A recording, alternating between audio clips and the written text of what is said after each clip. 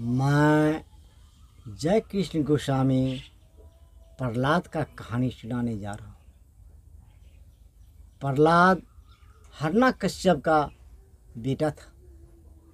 हिरण्यकश्यप अपने राज में अपना ही नाम को जपन करने के लिए सबों को कहता था और सारे आदमी हिरण्यकश्यप का नाम को ही जपन करता था। उसी का बेटा प्रहलाद था। वो भी हिरण्यकश्यप का नाम को ही जपन करता था। एक दिन प्रहलाद स्कूल जा रहा था। रास्ते में कुम्हार आवा लगा रखा था। वो वहाँ बैठ करके कह रहा था। आवा लगाने के बाद उसमें आग फूंक दिया था तो वो कह रहा था, शिव नारायण शिव नारायण शिव नारायण शिव नारायण। प्रहलाद बोलता है, अरे हिरण्यकश्यप के राज में रह करके और शिव नारायण कहते हो। बोला, बाबू तुम इस बात को नहीं समझ पाओगे, तुम अभी बहुत छोटा सा बच्चा है। बोला, ए कुम्हार, ये कहानी मुझे बताओ, मैं क्यों नहीं समझ पाऊंगा, मैं भी राजा का बेटा राजकुमार हूँ। बोला, बाबू ये आवा मैंने लगाया, इसमें बिल्ली का 4 बच्चा है और मैंने धोखे से आग लगा दिया। हिरण्यकश्यप का नाम जपन होने से वो सारा बिल्ली का बच्चा जल की भस्म हो जाएगा और शिव नारायण का नाम जपन करने से ये बच्चा जिंदा रहेगा और उतना दूर का बर्तन कच्चा ही रहेगा। प्रहलाद बोला, अगर ऐसा होगा तो हम भी शिव नारायण कहेंगे। बस वहाँ प्रहलाद बैठ गया और शिव नारायण कहने लगा।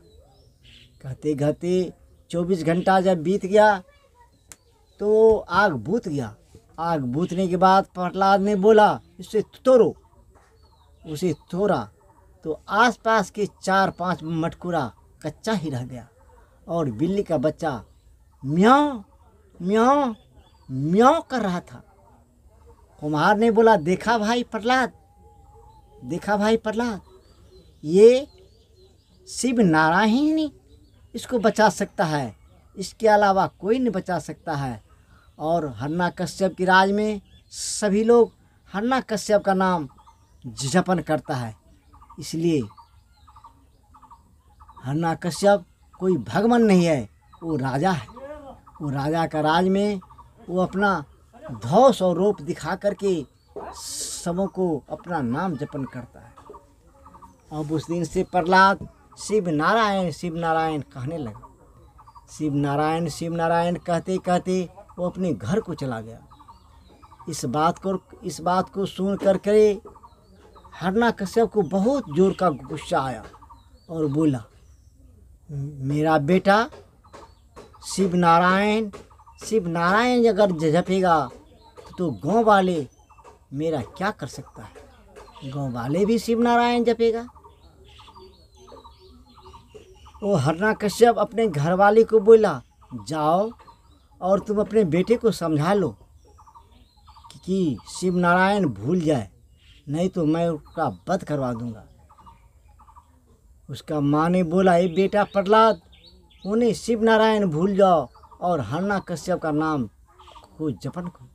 बोला, माँ, हिरण्यकश्यप कोई भगवान नहीं है, मेरा पिता जरूर है, लेकिन वो कोई भगवान नहीं है जो मैं इसका नाम को जपन करूं। बोला, फिर? बोला, मैं केवल एक नारायण का नाम जपन करूंगा जो कि सारे दुनिया का सृष्टिमान है। अब हिरण्यकश्यप ने प्रहलाद को मराने का प्रयास करने लगा। जिस स्कूल में, जिस आश्रम में प्रहलाद पढ़ता था, उस मास्टर को बोला, उस महात्मा से बोला कि प्रहलाद को मारते मारते मार दो।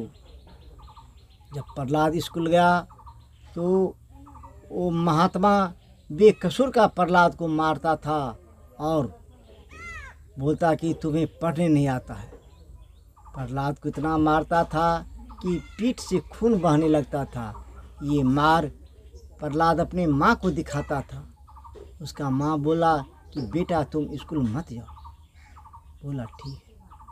लेकिन फिर भी हिरण्यकश्यप ने उसे मार करके स्कूल भेज देता था। एक दिन महात्मा जी ने एक पगला हाथी को जंगल में देखा था और अपने शिष्य को बोला, प्रहलाद को वहाँ ले करके छोड़ दो, जो हाथी उसे रगड़ के मार देगा।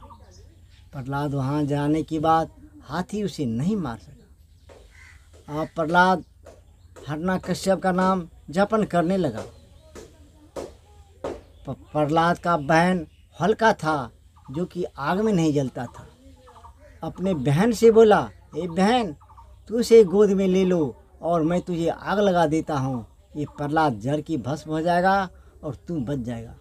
बोला, ठीक है भैया, हम ऐसा ही करेंगे। बस होलिका ने उसे गोद में ले लिया प्रहलाद को और बैठ गया। हिरण्यकश्यप ने चारों तरफ लकड़ी इकट्ठा करके आग लगा दिया। होलिका जल गया और प्रहलाद जिंदा ही रह गया। शिव नारायण शिव नारायण शिव नारायण कहते कहते। अब हिरण्यकश्यप को बहुत अजूबा होने लगा।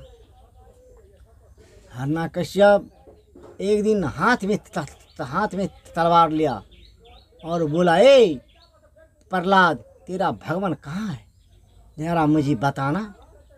बोला, प्रहलाद ने बोला, देखो मेरा भगवान हम में, तुम में, खरे खाम में मेरा भगवान है। बोला, देखता हूँ आज तेरा भगवान तुझे कैसे बचाता है। एक खम्भे में आग लगा दिया, खम्भा लाल टकटक हो गया और प्रहलाद को हाथ उल्टा के उसी खम्भे में बांध दिया। उसका माँ रोते रोते बेहोश हो गया।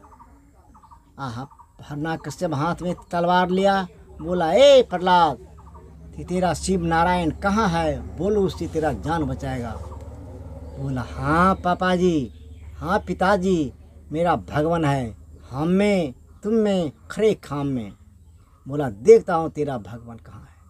हिरण्यकश्यप ने जैसे प्रहलाद के ऊपर तलवार चलाना चालू किया तो उधर से खंभा पार करके नरसिंह निकला। न तो वो आदमी था, न तो राक्षस था। मुंह जानवर का था और पूरे शरीर राक्षस का था। हिरण्यकश्यप को मारने लगा। मारते मारते हिरण्यकश्यप को बेहोश कर दिया। बेहोश करने के बाद हाथ में उठा लिया। बोला, ए हिरण्यकश्यप, वो आकाश में है या पाताल में है। बोला, न तो मैं आकाश में हूँ और न पाताल में हूँ, मैं तो बीच में हूँ। बोला, बताना, तो तू घर में है या बाहर में है। बोला, न तो मैं घर में हूँ ना बाहर में हूँ। बोला, बताना, अभी दिन है कि रात है। बोला, न तो अभी दिन है न तो अभी रात है। बोला, मेरे हाथ में देखना क्या है, न कोई अस्त्र है न कोई शस्त्र है। हिरण्यकश्यप का कलेजा को फाड़ दिया। फाड़ने के बाद हिरण्यकश्यप मर गया। मरने के बाद उसी खून से आज हम लोग होली खेलते हैं, होलिका दहन करते हैं और हिरण्यकश्यप का खून से हम लोग होली खेलते हैं। हिरण्यकश्यप को शिव का वरदान था कि मैं न दिन मरूं न रात मरूं, न घर मरूं न बाहर मरूं, न दिन मरूं न तो दिन मरे न रात मरे, न घर मरे न बाहर मरे। ये वरदान था। इस वरदान की वजह हिरण्यकश्यप अपना मन मानी दिखाता था और न मुझे कोई आदमी मारे न मुझे कोई जानवर मारे। तो नरसिंह न तो कोई आदमी था न कोई जानवर था। उसे हिरण्यकश्यप से पूछ लिया कि अभी दिन है न रात है, न अस्त्र है न कोई शस्त्र है, न मैं कोई आदमी हूँ न मैं कोई जानवर हूँ।